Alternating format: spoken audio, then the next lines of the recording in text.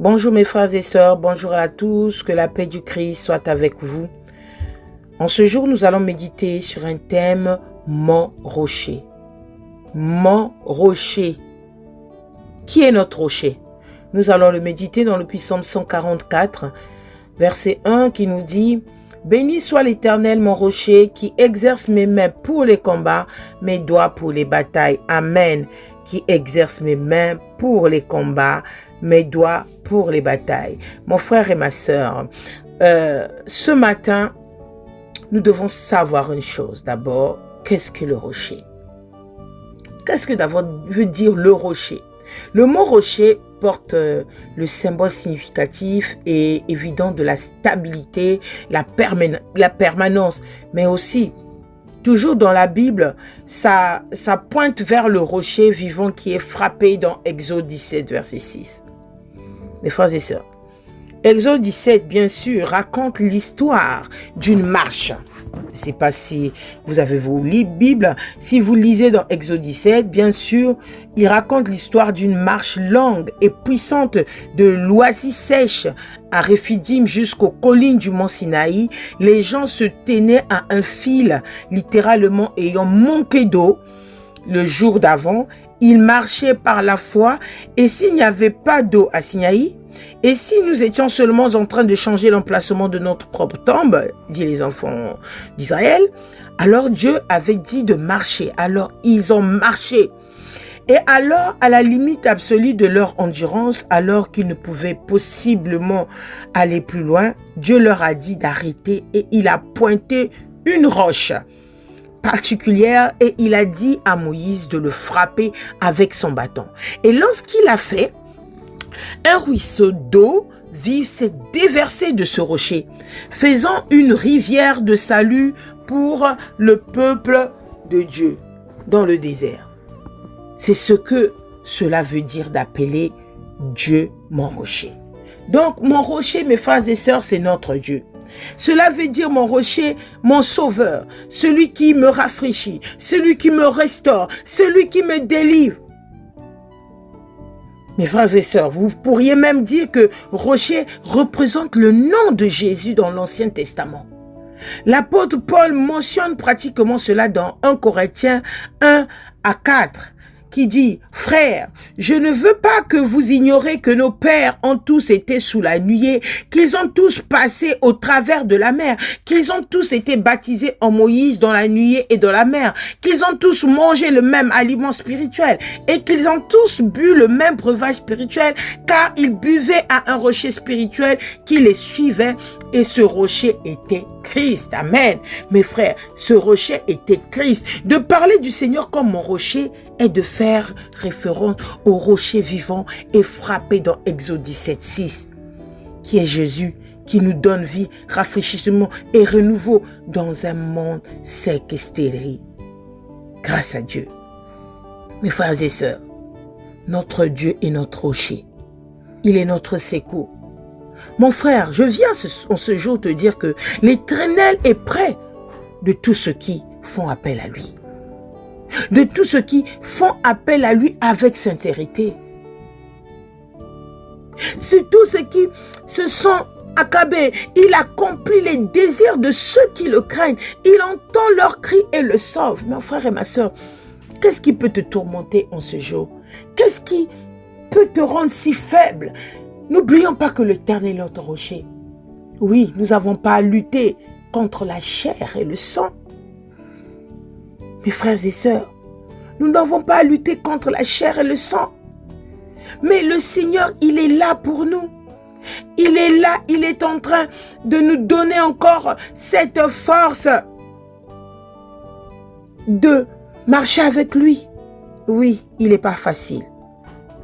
Mais n'oublions pas que l'Éternel garde tout ce qu'il aime. Mes frères et sœurs, il détruira tous les méchants. Aujourd'hui, tu te sens oppressé.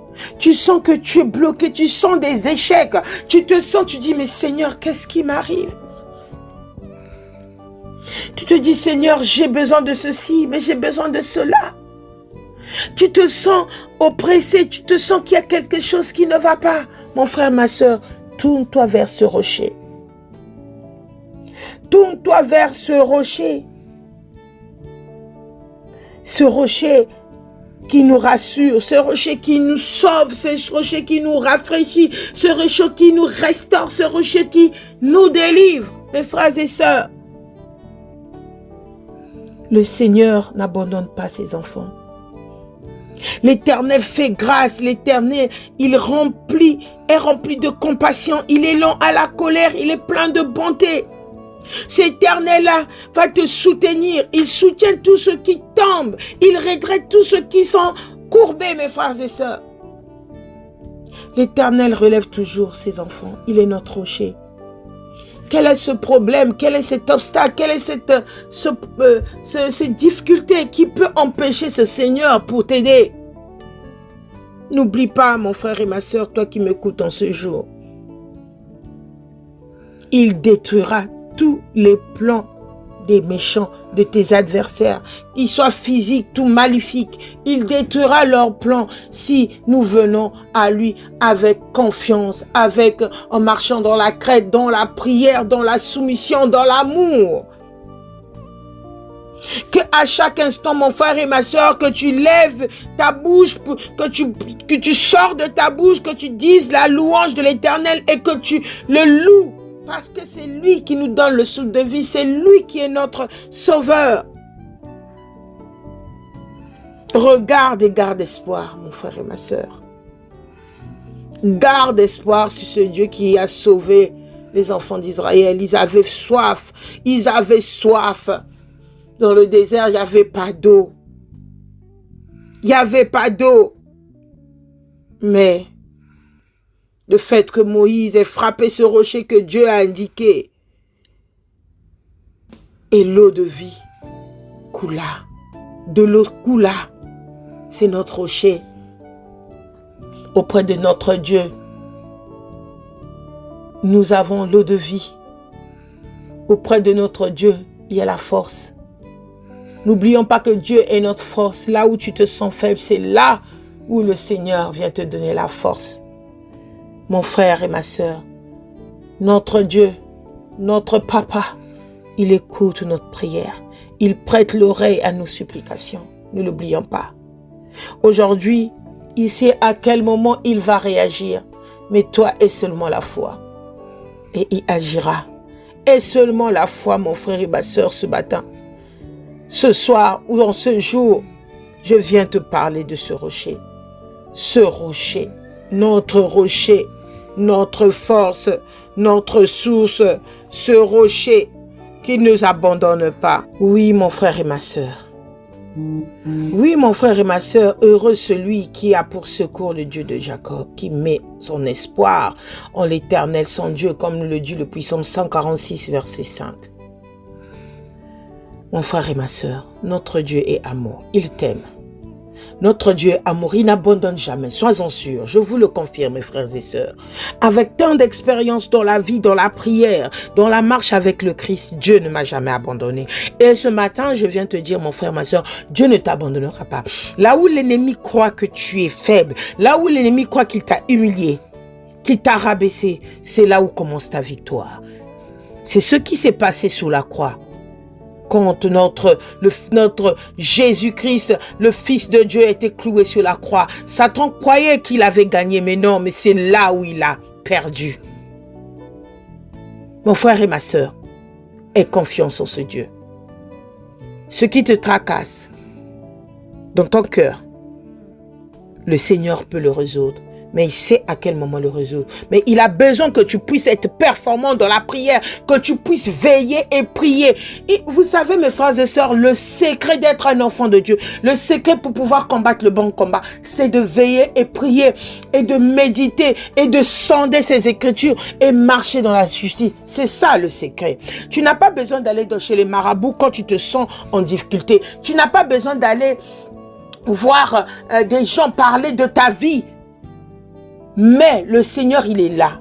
C'est lui, il est le seul pion, il est la clé de notre vie. Aujourd'hui, tu peux voir tes frères et sœurs qui réussissent. Tu te dis, mais pourquoi moi je ne réussis pas? Pourquoi j'ai pas ceci? Pourquoi j'ai pas de mariage? Pourquoi j'ai pas d'enfant? Tout ce qui peut être dans la vie de tous les jours. Mais mon frère et ma sœur, Dieu a mis quelque chose en toi que l'autre, que ton prochain n'en a pas. Donc, il faut veiller et prier. L'Éternel est près de tous ceux qui appellent à lui. N'oublions pas, l'Éternel est près de tous ceux qui font appel à lui avec sincérité. Et il accomplit, mes frères et sœurs, les désirs de ceux qui le craignent. Mon frère, tu as besoin du mariage? Tu as besoin d'un enfant? Tu as besoin d'un boulot? Tu as besoin de la paix dans ta famille? Tu as besoin de plusieurs choses? Sache-le que le Seigneur en ce jour te dit que je suis ton rocher. Ce rocher qui fait couler de l'eau de vie. Cette eau de vie. Cette eau de vie qui restera en toi. Il faut la saisir, il faut la boire. Aie confiance au Seigneur. Aie confiance au Seigneur. Aie confiance au Seigneur, mon frère et ma sœur. Aie confiance au Seigneur et il détruira tous les méchants, tous tes adversaires, tous ceux qui te mettent des obstacles, tous ces esprits maléfiques. Ces esprits maléfiques qui sont là pour détourner la vie des gens. Il te dit peut-être que tu te dis que tu es pauvre, tu ne sais pas comment manger en ce jour, tu ne sais pas comment tu vas nourrir tes enfants, tu sais même pas comment tu vas prendre le bus peut-être pour aller travailler. Tu te demandes qu'est-ce que je dois faire. Mais n'oublie pas, aie confiance en Dieu, mon frère et ma sœur. Aie confiance en Dieu. Si je pouvais encore beaucoup parler, vous rendre des témoignages. Mais je vous laisse seulement cette parole. Parce que notre Dieu n'abandonne pas. Même une prière de 5 minutes avec foi peut faire lever les montagnes. À un moment, tu te dis, mais Seigneur, mais comment je vais faire? Mais Seigneur, mais qu'est-ce qui m'arrive? Viens auprès de ce Dieu. Il vient te rassurer qu'il est ton rocher. Notre Dieu est notre rocher, mon bienfaiteur est notre forteresse, notre refuge et notre libérateur. Il est notre bouclier, mon frère et ma sœur. Que Dieu vous bénisse en ce jour. Amen.